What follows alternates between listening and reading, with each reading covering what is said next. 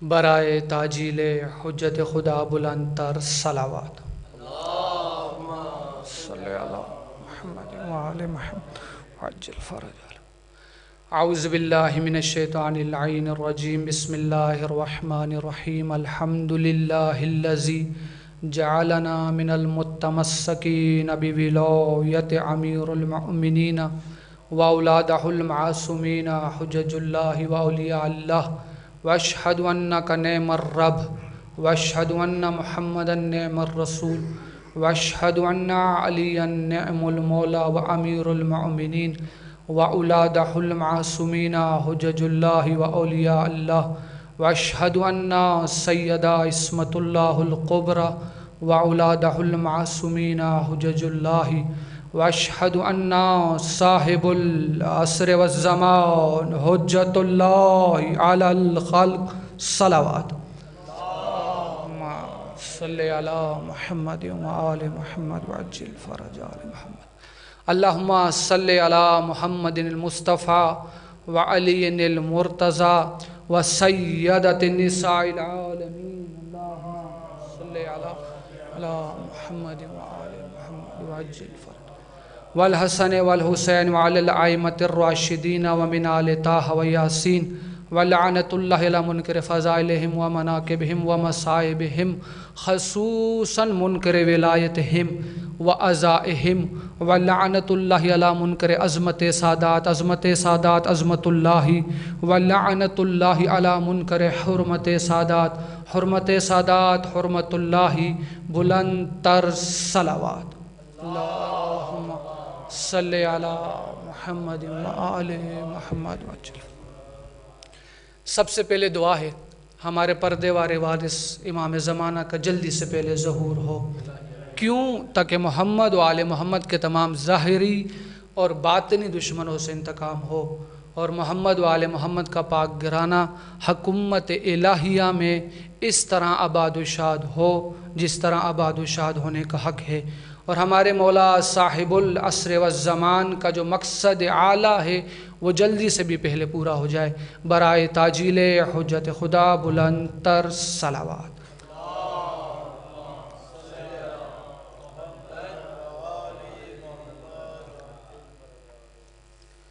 گفتگو محمد رضا بھائی کا حکم تھا کہ اس حوالے سے کی جائے کہ معصومین عزاداری کس طرح مناتے تھے. انہوں نے مجھے ایک ٹاپک موضوع دیا تھا، اس کے حوالے سے ہی گفتگو کرنی ہے. سورہ طور کی ابتدائی چند قسمیں پیش نظر ہیں. ارشاد ربانی ہو رہا ہے بسم اللہ الرحمن الرحیم والطور وکتاب مستور فی رق منشور والبیت المعمور والسقف المرفوع والبحر المسجور. یہ اللہ نے مسلسل 5 قسمیں اٹھائی ہیں. اللہ کہہ رہا ہے کہ مجھے پہلے ترجمہ سنیے گا پھر اس کے بعد اس کی تفسیر کروں گا. اللہ کہہ رہا ہے والطور، مجھے طور کی قسم، وَكِتَابٍ مَسْطُورٍ فِي رِقٍّ مَنشُورٍ، اور بکھرے ہوئے اوراق پر لکھی ہوئی سطر سطر کتاب کی قسم. کیا کہا؟ فی کتاب مستور فی رق منشور، کہ بکھرے ہوئے اوراق پہ سطر سطر لکھی ہوئی کتاب کی قسم. پھر آگا کہ اللہ کہہ رہا ہے والبیت المعمور، اور مجھے ایک بھرے ہوئے گھر کی قسم. وَسَقْفِ الْمَرْفُوعِ، اور ایک بہت بلند چھت کی قسم. پھر آگے اللہ کہہ رہا ہے والبحر المسجور، اور ایک موجزن سمندر کی قسم. اب میں یہ آیتیں پڑھ دی ہیں، میں نے ترجمہ میں نے کر دیا ہے. اگر اسی پر رک جائیں نہ تمہیں طور سمجھ آئے گا، نہ بکھرے ہوئے اوراق سمجھ میں آئیں گے، اور نہ ہی بیت المعمور سمجھ میں آئے گا، اور نہ ہی وہ بلند چھت سمجھ میں آئے گا جب تک معصوم تفسیر نہ بتائیں. اب اسی 5 قسموں کی 3 تفسیر میں نے معصوم سے دیکھی. ایک تفسیر معصوم نے ان 5 قسموں کی مولا علی سے متعلق بتائی ہیں کہ ان 5 قسموں کا تعلق علی سے ہے، اور دوسرا بچایا کہ ان 5 قسموں کا تعلق حسین سے ہے، اور ایک میں فرمایا ان 5 قسموں کا تعلق امام زمانہ سے۔ اب صرف 2 تفسیریں بتانی ہیں جس کا تعلق امیر کائنات اور مولا حسین سے، کیونکہ میرا موضوع معصومین عزاداری کس طرح کرتے ہیں وہ ہے، تو اس سے ریلیٹ امام زمانہ کے والے سے پھر اس کی تفسیر بتاؤں گا۔ کیونکہ قرآن کی، معصوم کا فرمان ہے کہ ہماری قرآن کی جو آیات ہیں ان کے 70 ظاہر ہیں، 70 باطن ہیں، پھر کا ہر باطن کے 70,000 باطن ہیں، تو صرف یہ 3 تفسیریں اللہ جانے اور کتنی ہیں۔ پہلے مولا امیر کائنات کے حوالے سے کیا ہے، وَالطُّورِ، اللہ کہ جب مجھے طور کی قسم، امیر کائنات فرماتے انا الطور انا ذالک النور الذی اکتسب موسی الہدی، کا وہ طور میں علی ہوں جسے دیکھ کر موسیٰ کوہ طور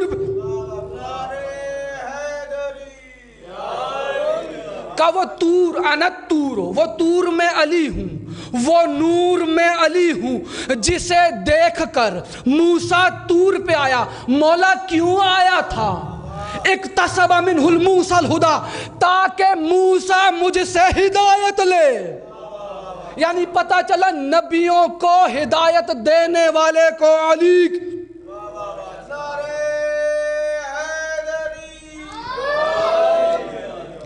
پھر دوسری قسم کیا ہے، وَكِتَابٍ مَسْطُورٍ فِي رَقٍّ مَنشُورٍ، اللہ کہتا ہے بکھرے ہوئے اوراق پر 70 لکھی ہوئی کتاب کی قسم۔ اب امیر کائنات فرماتے ہیں کہ انا الکتاب، وہ کتاب میں ہوں، فی رق منشور، جو بکھرے ہوئے اوراق میں ہے۔ کون ہے وہ؟ کہا ایہو علی القلوب المومنین، کا وہ بکھرے ہوئے ہیں مومنین۔ ہر مومن ایک ورق ہے، ورق سمجھتے ہیں صفا، ہر مومن شرق سے غرب، شمال سے جنوب، ہر مومن کہاں کہاں نہیں پھیلا ہوا، ہر مومن کے دل پہ علی لکھا ہوا ہے۔ یہی تو اللہ قسم اٹھ کہ بکھرے ہوئے اوراق پہ 70 لکھی ہوئی کتاب کی قسم۔ مولا امیر کائنات فرماتا ہے مومن شرق و غرب میں، شمال اور جنوب میں کہاں کہاں نہیں پھیلے، ہر مومن کا دل کتاب ہے، اس پہ علی لکھا ہوا۔ پھر آگے کہا والبیت المعمور، اور بھرے ہوئے گھر کی قسم، بھرے ہوئے گھر کی قسم۔ مولا امیر کائنات مسکرا کر فرماتے ہیں کیا تم نے قرآن کی وہ آیت نہیں پڑھی، کلو شین احصیناہ فی امام مبین، کہ ہم نے ہر چیز کو امام مبین میں رکھ دیا ہے۔ والبیت المعمور میں علی ہوں، وہ بھرا ہوا گھر میں علی ہوں کہ کائنات کی ہر حقیقت مجھ میں بند ہے۔ پھر کیا کہا وَسَقْفِ الْمَرْفُوعِ، بہت بلند چھت کی قسم۔ مولا امیر کائنات فرماتے ہیں انا سقف المرفوع، وہ بلند ترین چھت میں ہوں جس کے بعد کوئی بلندی ہے ہی نہیں۔ والبحر المسجور، اور دہکے ہوئے سمندر کی قسم، کا انا بحر المسجور، وہ دہکا ہوا سمندر میں ہوں۔ کا مولا کس طرح؟ آگ دہکتی ہے نا، جب آگ تیز بڑھ کے اس اردو میں کہتے ہیں دہک رہی ہے، جب کوئلے دہک رہے ہوں اسے بھی کہتے ہیں کوئلے دہک رہے ہیں۔ معصوم فرماتے ہیں، مولا امیر کائنات فرما رہے ہیں کہ انا بحر المسجور، وہ بھڑکا ہوا، وہ دہکا ہوا سمندر میں علی ہوں۔ اللہ نے جب چاہا کہ جہنم خلق کرے، کہا یا علی ذرا غضبناک تو ہو، کہ میں غضبناک ہوا، اللہ نے میرے غضب کی چنگاری لی، جہنم بنا دی۔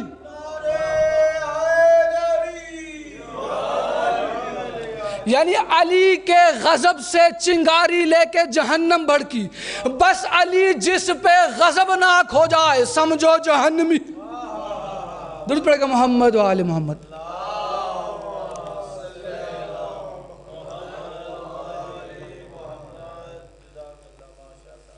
اب اس کی تفسیر مولا حسین سے متعلق کیا ہے؟ اب معصوم فرماتے ہیں کہ وَالطُّورِ، اللہ کہہ رہا ہے مجھے طور کی قسم، کہ اللہ قسم اٹھا رہا ہے اس مقام کربلا کی جہاں حسین کی شہادت ہوئی۔ یعنی اللہ کہہ رہا ہے مجھے اس کربلا کی قسم جہاں حسین شہید ہوا۔ یعنی پتہ چلا موسیٰ کو، معصوم کی حدیث ہے، یعنی طور کیا ہے؟ کربلا۔ معصوم نے ایک تفسیر میں الگ فرمایا، وہ موسیٰ سے جس نور نے تجلی جس جگہ دکھائی تھی، جہاں اسے ہدایت ملی تھی، وہ کربلا۔ تو کیا ہے طور سے مراد کیا ہوا؟ وہ مقام جہاں حسین شہید ہوئے۔ وَكِتَابٍ مَسْطُورٍ فِي رَقٍّ منشور ہے، اور بکھرے ہوئے اوراق پر سطر سطر لکھی ہوئی کتاب کی قسم، کہ یہاں کتاب سے مراد وجود حسین ہے، کہ حسین کے جسم پر زخموں میں زخم تھے۔ اللہ اس کی قسم اٹھا، ان کے زخم سطر میں لگتے ہیں۔ سمجھ آ رہی؟ سطر جو اردو میں ہم لکھتے ہیں یہ وہی لفظ ہے۔ پھر کا والبیت المعمور ہے، اور بھرے ہوئے گھر کی قسم، کہ یہ حسین کا دل ہے جو غموں سے بھر چکا تھا، جو مسلسل شہادتیں دے کر زخمی ہو چکا تھا۔ پھر کا وہ سقف المرفوع، بہت بلند چھت کی قسم۔ معصوم فرماتے ہیں اللہ اس وقت کی قسم اٹھا رہا ہے جب حسین کے سر کو نیزے پر بلند کیا۔ میں مصائب نہیں پڑھ رہا، ایک بلند چھت کی قسم، سقف المرفوع، کہ یہ اس وقت کی قسم اٹھا رہا ہے اللہ جب حسین کے سر کو نیزے پر بلند کیا گیا۔ والبحر المسجور ہے، اور دہکے ہوئے سمندر کی قسم۔ آپ معصوم فرماتے ہیں کہ اس کی دو تفسیریں معصوم نے کی، کہ اس دہکے ہوئے سمندر سے مراد شام غریبہ میں بکھرے ہوئے لاشوں کی قسم اٹھائی ہے اللہ نے۔ اور دوسری تفسیر مولانا اسی وہ بحر المسجور کی، دہکے ہوئے سمندر کی قسم، کہ اللہ اس وقت کی قسم اٹھا رہا ہے جب خیام کو آگ لگا دی گئی۔ یہ اللہ اس وقت، اللہ نے مصائب کا ذکر بھی قرآن میں کیا، اگر معصوم سے پوچھے تو پتہ چلتا۔ درود پڑھے گا محمد و آل محمد۔ محمد و آل محمد۔ کیونکہ معصومین نے عزاداری کس طرح کی، موضوع ہمارا وہ ہے۔ جس فرش سے عزا پر بیٹھے میں ایک جملہ عرض کرتا ہوں، اس کا مقام مولا رضا سے پوچھا گیا کہ مولا جہاں ذکر حسین کا فرش بچھے، جہاں مجلس حسین ہو، اس کا مقام، اس جگہ کی اہمیت کیا ہے، اس کا مقام کیا ہے، وہاں بیٹھنے والے عزاداروں کا مقام کیا ہے؟ معصوم فرماتے ہیں جہاں بھی محمد و آل محمد کے فضائل پڑھے جاتے ہیں، درود پڑھے گا محمد و آل محمد،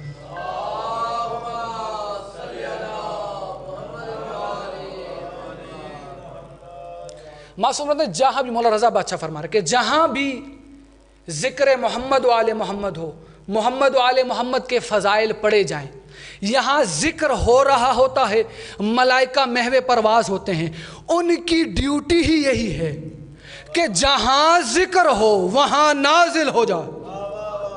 بس یہاں فضائل کا ذکر ہوتا ہے، ملائکہ نازل ہو جاتے ہیں اور یہاں بیٹھتے ہیں، جب تک مجلس جاری رہتی ہے بیٹھے رہتے ہیں، مجلس ختم ہوتی ہے واپس عرش کی طرف، آسمانوں کی طرف پرواز کرتے ہیں۔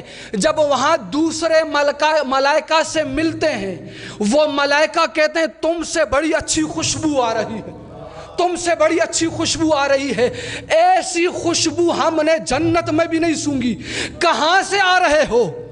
وہ ملائکہ کہتے ہیں ہم محو سفر تھے، ذکر حسین ہو رہا تھا، فضائل محمد و آل محمد کی مجلس تھی، ہم نازل ہوئے، ذکر سنا، ہمارے ابدان سے جو خوشبو آ رہی ہے یہ اسی ذکر کی خوشبو ہے، کیا کمال خوشبو ہے۔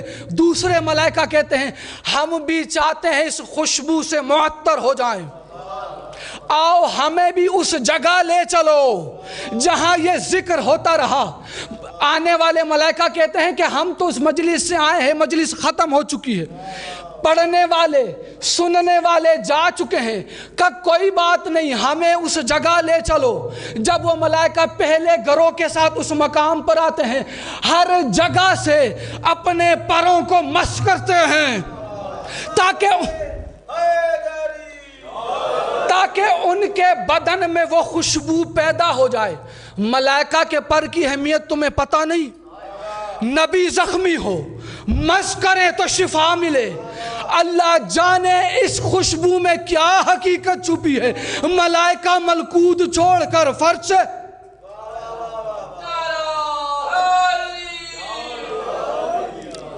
کہ ملائکہ ملکوتی ہو کر اس جگہ آتے ہیں، پتہ چلا یہ فرش عزا کا فرش یہ بلندی رکھتا ہے، تم فرش پر نہیں ہو، سمجھو ملائے اعلیٰ میں بیٹھے۔ مجھ سے پوچھو کیوں؟ کسی عبادت کے لیے معصوم نے نہیں کہا تم ذکر کرو ہم آئیں گے، تو پھر جہاں معصوم آئیں، جملہ بدل کے کہوں معراج سے بلند ہے، کیونکہ معراج تک محمد کی نالین گئی تھی، لیکن مجلس عزا وہ ہیں اگر حجتیں بھی آئیں نالین اتار گئے۔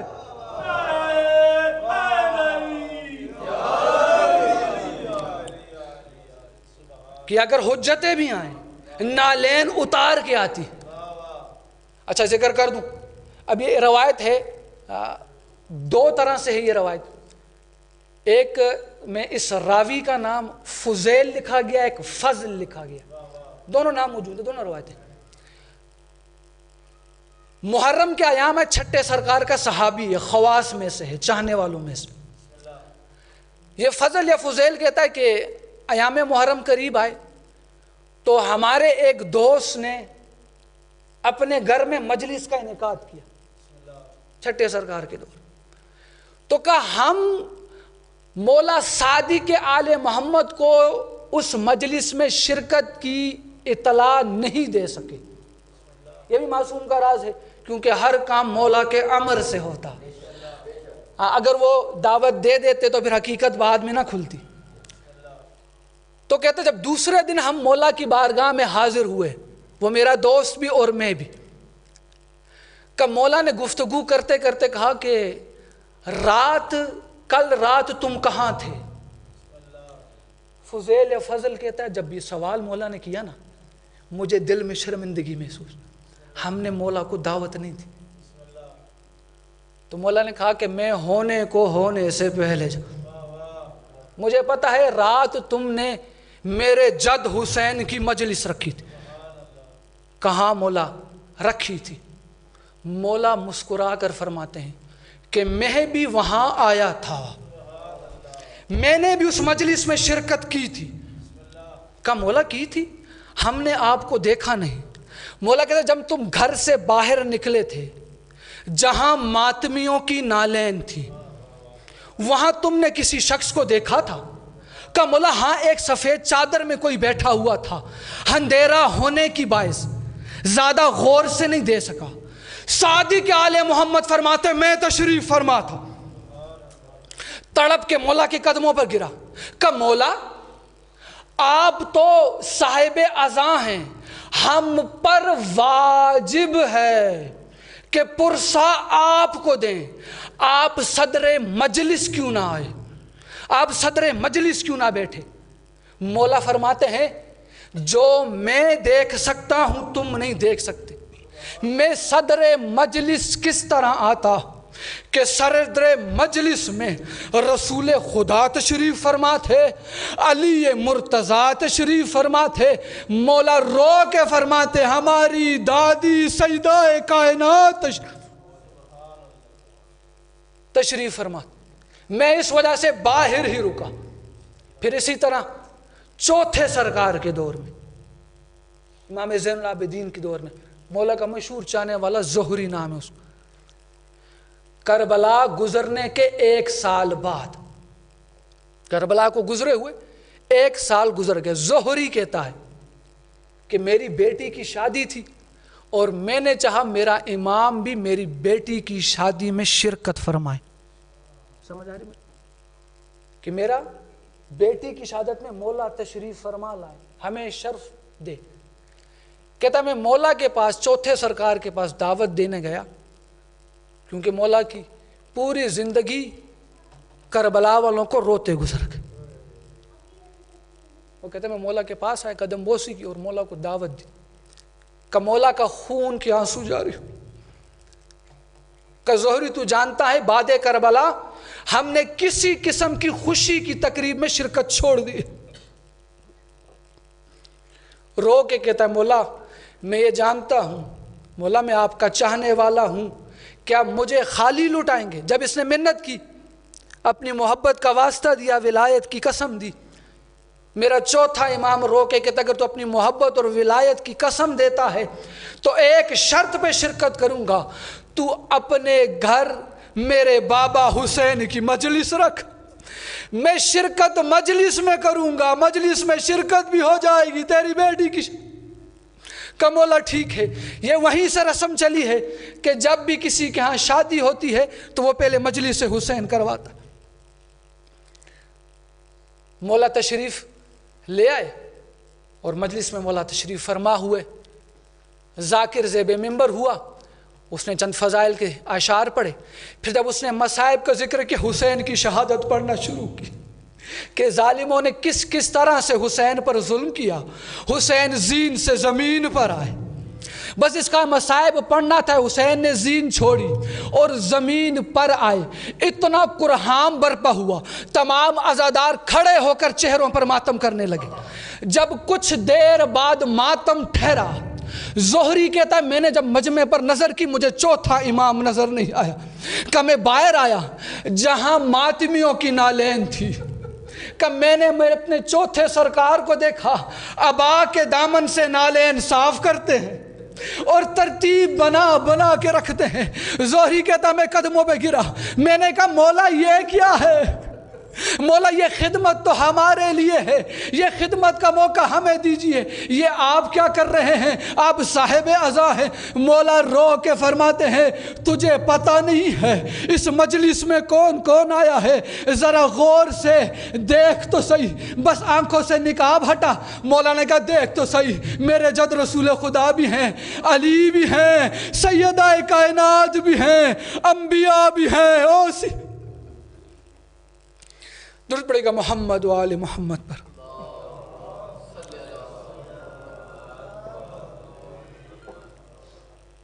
کیونکہ میرا موضوع ایسا ہے تو میں ابھی موضوع ہی پڑھ رہا ہوں، بگیریا جو ساتھ ساتھ ہوتا رہے گا میں اسی ساتھ ہی گفتگو ختم کر دوں گا۔ اس قطرہ آنسو کی قیمت کیا ہے، فضیلت کا ایک جملہ عرض کر دوں کہ اس آنسو یا آنسو جو بہتا ہے اس کی قیمت کیا ہے۔ مولا سعدی کے آل محمد فرماتے ہیں اللہم صلی علی محمد و آل محمد وعجل۔ مولا سعدی کے آل محمد فرماتے ہیں کہ روز محشر ایک شخص ایسا آئے گا جس کے نامہ اعمال میں کچھ نہیں ہوگا سوائے گناہوں کے۔ جب اس کا حساب کتاب ہوگا اس کی سزا کنفرم ہو جائے گی، ملائکہ اسے جہنم کی طرف لے کر جا رہے ہوں گے۔ قدرت الہی سے، بارگاہ الہی سے ایک ندا، اسے روکو ملائکہ، اس کی ایک امانت میرے پاس ہے، اس کی ایک قیمتی امانت میرے پاس ہے، وہ اسے دیں اور اسے کہے کہ محشر کے میدان میں اس اپنی امانت کی قیمت لگائے، جو قیمت لگے وہ میں ادا کرنے کو تیار ہوں۔ ایک حریر کے کپڑے میں لپٹی ہوئی ایک چیز اس کے حوالے کی جائے گی. جب اس حریر والے کپڑے کو ہٹائے گا اندر سے ایک قیمتی موتی برآمد ہوگا. اس کا نور اتنا ہوگا کہ محشر کا میدان روشن ہو جائے. وہ قیمتی موتی دیکھے گا، کہے گا بارے الہ میں تو کچھ ایسی چیز نہیں سوچتا یا نہیں جانتا کہ جو اتنی قیمتی ہو. میرے ذہن میں تو ایسا کچھ نہیں آتا جو بطور امانت تیرے پاس ہو. قدرت الہی سے، بارگاہ الہی سے آواز آئے گی کہ تو اسے لے جا محشر کے میدان میں، عام لوگوں سے نہیں، انبیاء سے اس کی قیمت لگوا. یہ شخص وہ موتی لے کر ایک ایک نبی اور وصی کے پاس جائے گا. جو بھی اس نبی اور وصی کے پاس جائے گا، ہر نبی اور وصی اس موتی کو دیکھے گا، کہے گا یہ اتنا قیمتی ہے کہ اس کی قیمت ہم نہیں لگا سکتے. یہ انبیاء اور اوصیاء سے ہوتا ہوتا محمد مصطفیٰ کی بارگاہ میں آئے گا. اللہم صلی محمد وعلی محمد. سرکار اس قیمتی موتی کو دیکھیں گے، مسکرائیں گے. کہا علی کے پاس جاؤ. یہ شخص علی کے پاس آئے گا، مولا بھی مسکرائیں گے. کہا اس کی حقیقی قیمت لگانے والا حسین ہے. یہ حسین کی بارگاہ میں آئے گا، قیمتی موتی دکھائے گا بلا تشبیہ. جیسے یہ شخص چلتا چلتا آئے گا، قیمتی موتی حسین کے ہاتھ پہ رکھے گا. مولا حسین کھڑے ہو کے اس آنے والے شخص کا استقبال کریں گے، اسے سینے سے لگائیں گے. کہا یہ قیمتی موتی تو جانتا ہے کیا ہے؟ اس نے کہا میں نہیں جانتا یہ کیا ہے. کہا یہ وہ موتی ہے جو تو نے ایک مرتبہ گزرتے ہوئے ہمارے مصائب سنے، ایک آنسو بہا، اللہ نے اس آنسو کو قیمتی موتی بنا دیا. اب اس قیمتی موتی کا کم سے کم اجر یہ ہے کہ تجھے جنت ملے.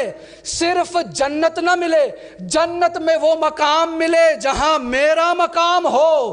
اور صرف اتنا ہی نہیں، محشر پہ نظر کر، جس کو تیرا دل چاہے اس کا ہاتھ پکڑ جنت میں لے. درود پڑے گا محمد وآل محمد پر.